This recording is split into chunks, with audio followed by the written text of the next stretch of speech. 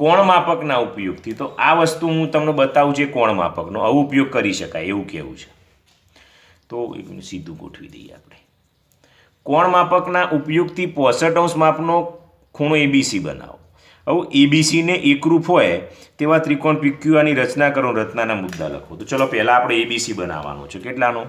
65°નો. ચલો અહીં પહેલાં બનાવી દઈએ. અહીં થોડી જગ્યા ઓછી રોકીશું, ખબર 2 દોરવા પડશે એટલે. ચલો આ ફૂટપટ્ટીનો જ ઉપયોગ કરું એટલે પાછળ આપણે રચવામાં ભૂલ ના પડે. કાગળિયું હલી જાય મારું બેટું. ચલો અહીં આપણે અરખું માપ લઈએ ને એટલે દોરવામાં આપણી ભૂલ ના પડે. ચલો એ અંદાજે એકરૂપ છે એટલે માપ સરખા જોવું. તો આપણે 5 લઈએ. જો અહીંથી લીધું તો એ 5 સુધી જ લીધું મેં, બરાબર. આવું શું કહે છે? 65°નું છે તો આપણે 65° રચી દઈશું. કઈ રીતે હું તમને બતાવું. તો જોઈએ તો આ માપ લઈ લઈએ, બરાબર. આપણે કોણ માપકનો ઉપયોગ છે એટલે 65° ડાયરેક્ટ જ રાખી દઈએ ને ભાઈ, આપણે કા મજૂરી કરવી છે. જો એ અહીં મૂકી દઉં. અહીં લીટી છે એ ટપકું કરી દઈએ એટલે ભૂલ ના પડે. જો એ અહીં અને અહીં, તો એ અહીં મૂકી દઉં, બરાબર. 65° કીધું છે તો 0, 10, 20, 30, 40, 50, 60, 70 એટલે અહીં 65 આવો, આટલું એક્ઝેક્ટ, બરાબર. તો અહીંથી ખેંચી લઈએ.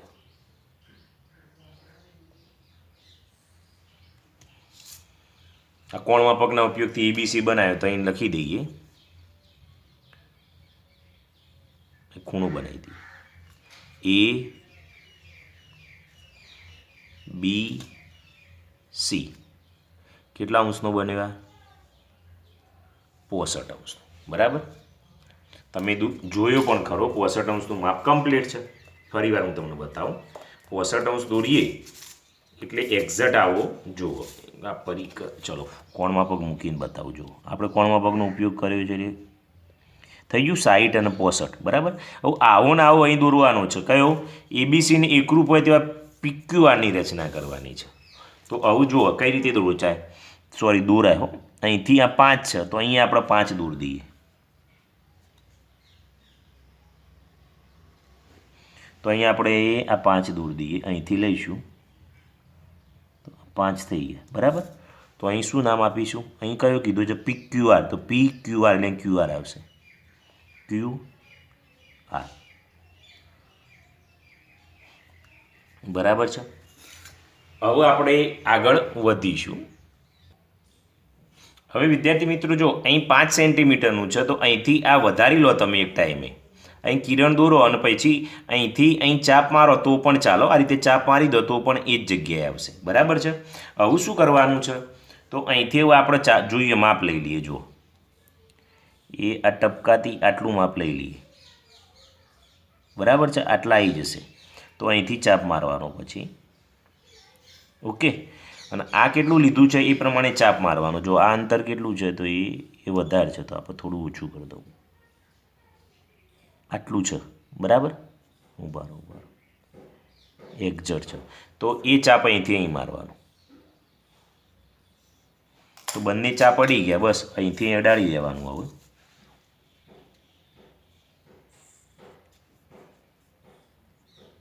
અહીં કયું નામ હતું? PQR. આ પણ કેટલા અંશનો થશે?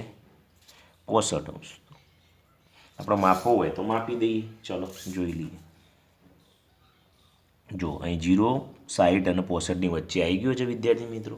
તો આ રીતે તમારે રચના કરવાની છે. હું આના રચનાના મુદ્દા હું તમને લખી બતાવું. પાછળ છે, અહીં નથી તો અહીં હશે. ચલો અહીં આપણે તમને બતાવતો જાઉં અને લખતો જાઉં. વિદ્યાર્થી મિત્રો થોડી વાર થશે પણ ખરેખર મજા આવી જશે. ચલો પહેલો મુદ્દો. તો શું કર્યું હતું આપણે? તો BC 5 કેટલા? BC 5 સેન્ટીમીટરનો દોર્યો. અનુકૂળ માપ લે તો BC રેખાખંડ અથવા કિરણની રચના ફૂટ પટ્ટીની મદદથી કરું. ચલો પછી શું કર્યું હતું? તો કોણ માપકનો ઉપયોગ કરી 65° માપનો ખૂણો રચ્યો. ત્યારબાદ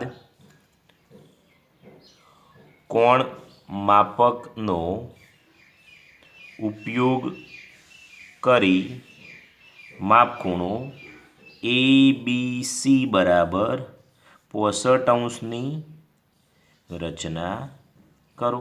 બરાબર. એટલે વિદ્યાર્થી મિત્રો આ ખૂણો છે આપણો, આ પૂરો થઈ ગયો. હવે આની વાત કરી તો પછી શું કર્યું, BC જેટલું માપ લઈ QR ઉપર ચાપ મારવાનું. અહીં લખીએ ત્રીજું, BC જેટલું માપ લઈ પરિકર વડે, અહીં બીજું નામ આપવું હોય તો આ લઈ દઈએ, અહીં ના આપો તો એ ચાલશે, QR કિરણ પર ચાપ મારો. ચલો પછી શું કર્યું, તો C થી જેટલું અંતર એનું છે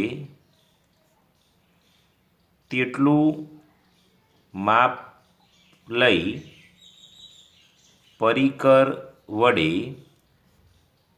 ચાપ મારો. પછી પાંચમામાં શું કર્યું, Q થી BA નું જેટલું અંતર છે, BA ઉભા રહો અહીંયા દે નું માપ લઈ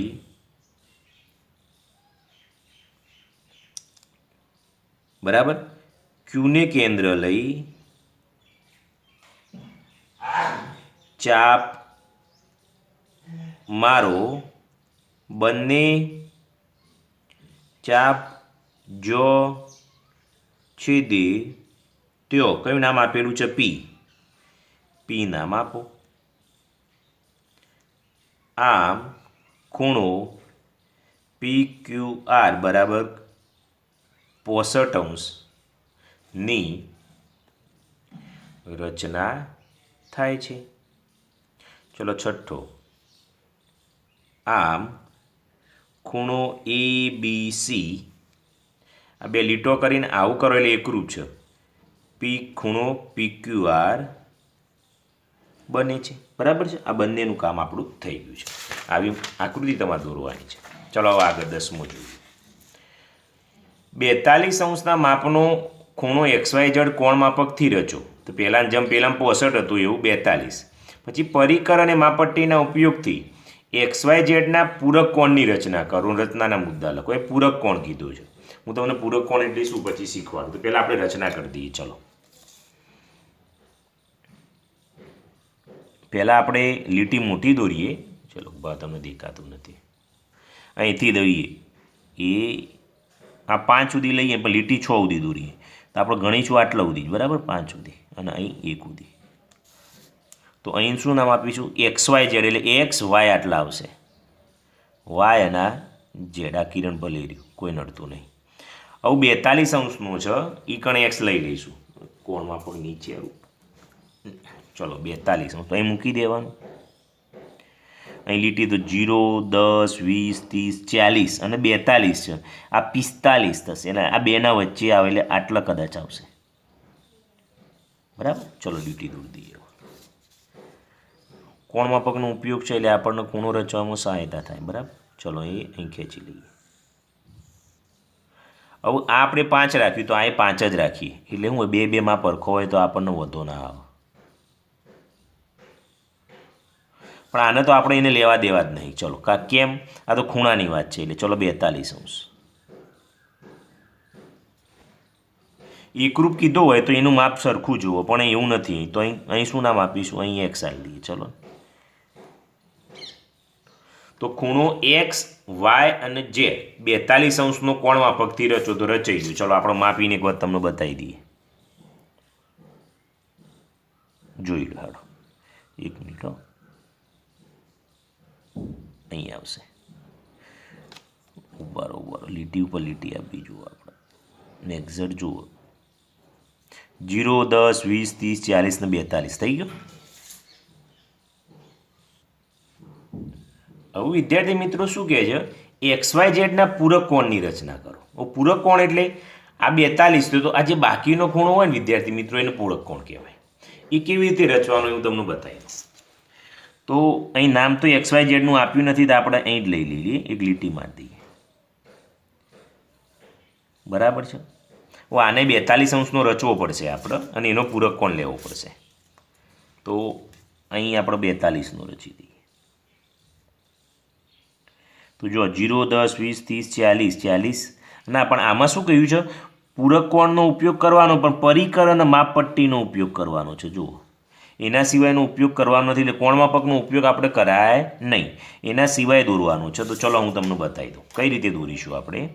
અહીંથી અહીં કેટલું માપ છે તો આપણને ખબર છે 5નું માપ છે. જુઓ, એ જ માપ હશે, તો અહીંથી ચાપ મારી દેવાનું, અહીંથી પહેલાં, બરાબર. પછી અહીંથી આ ચાપ મારવાનું, કેટલો છે જુઓ, એ અહીં છે, આટલો ચાપ છે, બરાબર. તો અહીંથી ચાપ મારી દઈએ, અને આ કેટલો છે એ માપી લો.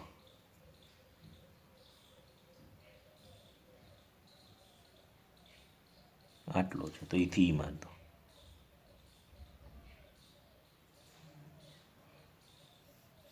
ઓકે, બસ હવે લીટી દોરી દો. આ 42° થઈ ગયું છે, બરાબર. તો સાચો છે ખોટો એ નક્કી કરવું હોય આપણે, તો કોણ માપકનો ઉપયોગ કરવાનો છે. હજી આપણે પેલો દોર્યો નથી હો પૂરક કોણ, હું તમને બતાવું. જુઓ, 42 આવી ગયા છે, છ આ 40 અને ઉપરને 2 કાપા એટલે 42 થઈ ગયું. હવે વિદ્યાર્થી મિત્રો, પૂરક કોણ એટલે શું થાય ખબર છે? એ જે આ બાજુનો ખૂણો છે એ પૂરક કોણ થાય. આપણે થોડી લીટી લંબાઈ દઈએ, આટલા સુધી લઈ લઈએ, આ લીટી થોડી સીધી લઈ લઈએ. ઓકે, તો અહીં નામ આપણે આલીશું. અહીં નામ આપ્યું નથી, A, B, C, D, E, F. હવે જે આ ખૂણો છે ને એ પૂરક કોણ થઈ ગયો. ખ્યાલ આવ્યો? કેટલા અંશનો પૂરક કોણ થાય? તો 180માંથી 42 બાદ કરવાના. હું સાઈડમાં કરી દઉં.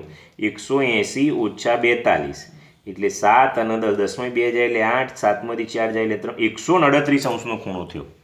તો આ 138° ખૂણો થયો એ પૂરક કોણ છે, અને આ 42° કોણ. તો A, B અને F એ પૂરક કોણ છે. આપણે માપીએ. જુઓ, આ કઈ રીતના મપાય? તો એ આ જો ટચ થાય ત્યાં મૂકી દેવાનું, એ આટલા, બરાબર. હવે આ બાજની લીટી છે એટલે આ બાજથી 0 છે. 0, 10, 20, 30, 40, 50, 90 થયો. તમે જુઓ, એ આ લીટી છે, એ આ 140 અને આ ગળા એટલે 130 અને ઉપર 8 કાપા જેવું એટલે 138 થઈ ગયું. એટલે આપણે રચના થઈ ગઈ એરી 138ની થઈ ગઈ. હવે આપણે રચના પૂરી કરી દીધી. હવે મુદ્દા લખવાના છે, તો હું તમને સમજાવી દઉં છું. તો આપણે લખીએ. એક મિનિટ, મુદ્દાની જગ્યા પાછળ આપેલી છે નથી, આટલું જ છે. સૌ પ્રથમ YZ ની રચના કરો. પછી બીજું શું કર્યું? 42°નો. તો અહીં લખીએ તો કોણ માપકનો ઉપયોગ કરી ખૂણો XYZ બરાબર 42°ની રચના કરો. 42°ની રચના થઈ ગઈ છે. હવે આમ ખૂણો XYZ બરાબર 42° થાય છે. ચલો, આ થઈ ગયો. આની રચના કરવાની છે. તો ત્રીજો નંબર. હવે BD કિરણ દોરી YZ જેટલું માપ લઈ ચાપ મારો, જેને BC નામ આપો. ચોથું, હવે સીને કેન્દ્ર લઈ ચાપ મારો, પછી બીને કેન્દ્ર લઈ YX જેટલું માપ લઈ ચાપ મારો.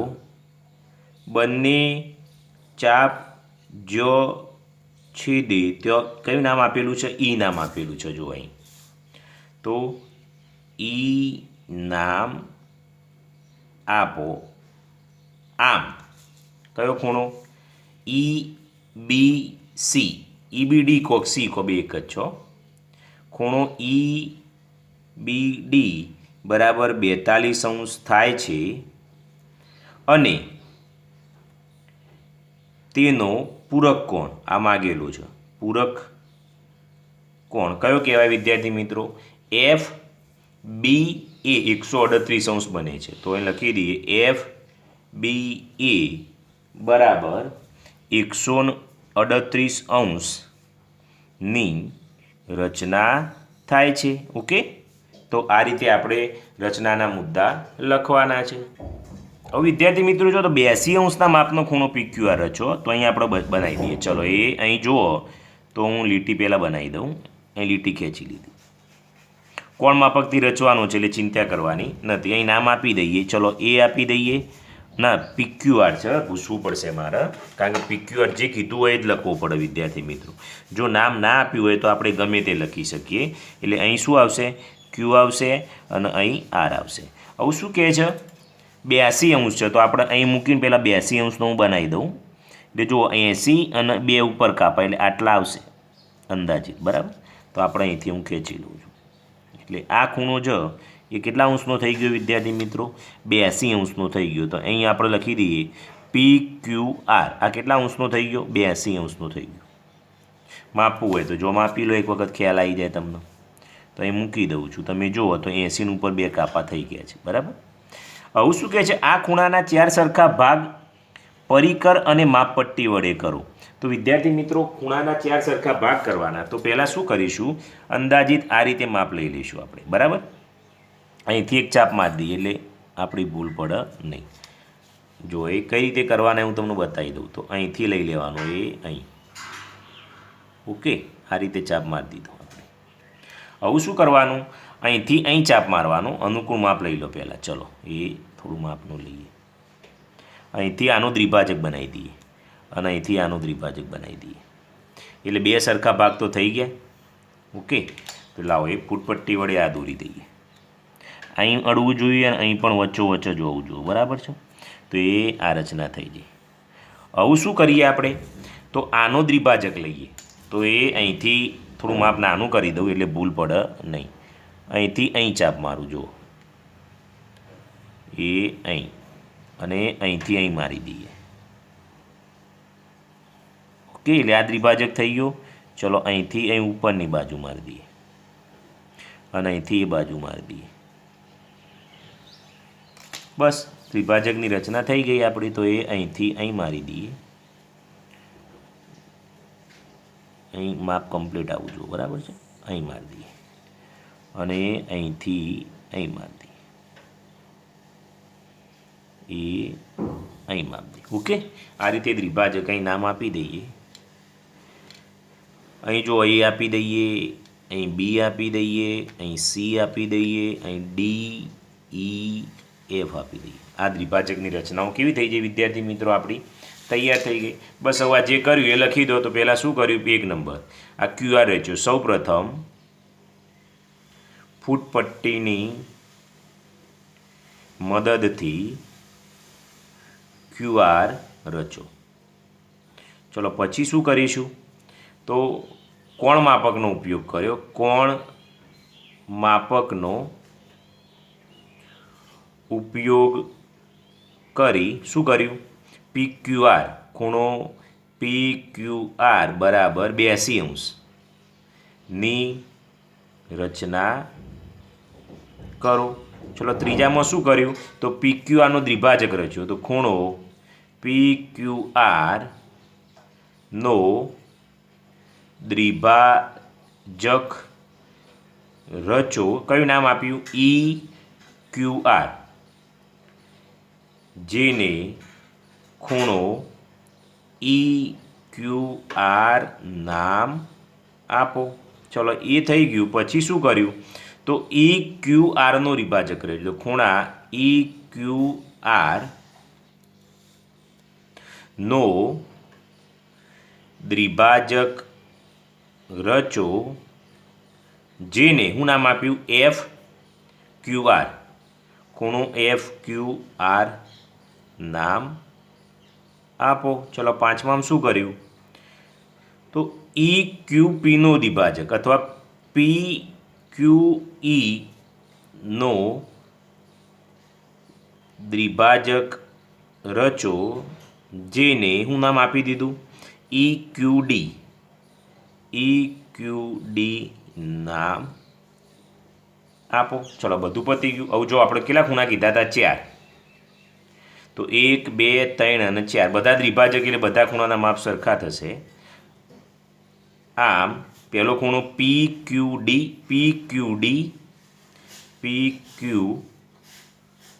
બરાબર DQE બરાબર EQF બરાબર FQR બને છે. બરાબર. આપણી આ રચના વિદ્યાર્થી મિત્રો પૂરી થઈ ગઈ. હવે એક છેલ્લો પ્રશ્ન પ્રવૃત્તિ છે. હું પ્રવૃત્તિ પણ તમને ગણાવું છું દરેક સ્વાધ્યાય પોથીમાં. તો જુઓ 60 અંશના માપનો ખૂણો ABC દોરો. આ ખૂણાના દ્વિભાજકો રચીને તેના 4 ભાગ પાડો. તો 60 અંશનો ખૂણો રચવાનો છે. એકદમ ઇઝી જ છે. અહીં કંઈ રચનાના મુદ્દા લખવાની જરૂર નથી. બરાબર. અહીં લખવા હોય તો હું તમને શોર્ટમાં લખાવી દઈશ. ચલો એટલે તમને એવું લાગે નહીં. ચલો અહીં 60 અંશનો ખૂણો કીધું છે. તો એક તો અહીં નામ આપી દઉં ABC છે એટલે અહીં B કરી દઉં અને અહીં C કરી દઉં. બરાબર. હવે એ રચવાનો છે 60 અંશનો. તો આપણે એ અહીંથી માપ આપી દઈએ. ચલો બરાબર. થોડું ફિટ કરી દઉં. થોડી પેન્સિલ હલતી લાગે છે.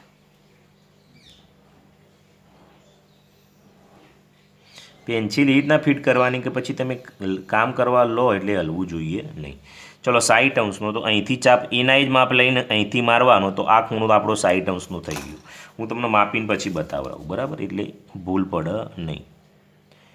કોણ માપકનો ઉપયોગ નથી કરવાનો. પણ આ તો સાચો છે કે ખોટો એના માટે આપણે કરી શકીએ છીએ. તો જો એ આ ખૂણો મૂકી દઉં. ચલો 60 અંશ આવી ગયો. તો અહીં લખી દઈએ 60 અંશ. એટલે એક કામ પૂરું થઈ ગયું. અહીં એ નામ આપી દો ABC. અહીં થોડું આગળ લઈ લઈએ. અહીં C. બરાબર છે. તો આ 60 અંશ થઈ ગયું છે. આ ખૂણાના દ્વિભાજકો રચીને 4 ભાગ પાડવાના. તો આના દ્વિભાજક બનાવવાના 4 ભાગ પાડવાના. તો ચલો અહીંથી આપણે દ્વિભાજકની રચના કરી દઈએ. અહીંથી અહીં ચાપ મારો અને એ જ રીતે અહીંથી મારવાનું. અહીંથી અહીં ચાપ મારો. ચલો ઓકે. અડી ગયું. તો અહીંથી લીટી મારી દઈએ. ચલો પહેલાં ઓકે આવી ગઈ છે લીટી. બરાબર. તો ચલો એ ખેંચી લઈએ. હવે પાછા બીજા ચાપ મારવાના. અહીંથી ચાપ મારવાનો. અહીં થોડી મોટી દૂર દઉં. અહીંથી અહીં મારવાનું. આટલા મારીએ. હવે અહીંથી અહીં માર્યો. અહીંથી અહીં માર્યો. ચલો એ પતી ગયું. અહીંથી અહીં માર્યો અને અહીંથી અહીં માર્યો. બધા અડી ગયું. બરાબર. ચલો દ્વિભાજક થઈ ગયું છે આપણું. એ ખેંચી લઈએ. એ ઓકે. બસ નામ આપી દઈએ હવે એટલે વાર્તા આપણી પૂરી થઈ જાય. ચલો ABC તો DEFGHI. બરાબર. આ દ્વિભાજક રહી ગયા. છેલ્લા ભાગ પાડવાના 4. તો જુઓ 1 2 3 અને 4 ભાગ આપણા પડી ગયા છે.